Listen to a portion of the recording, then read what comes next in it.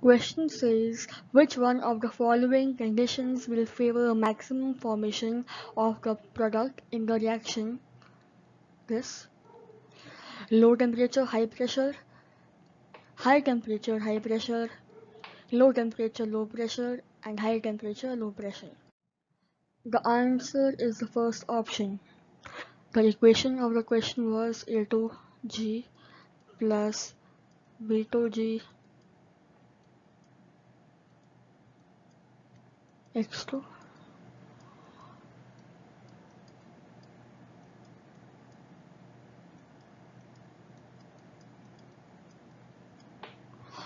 So on increasing the pressure equilibrium shifts in a direction where pressure decreases. That is the forward direction. So basically if we increase the pressure equilibrium,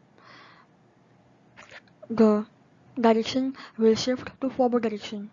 On decreasing the temperature equilibrium, the equilibrium shifts in exothermic direction, which is nothing but forward direction. So high pressure and low temperature, high pressure and low temperature. High pressure and low temperature favors maximum formation of the product. Hence, this is the answer.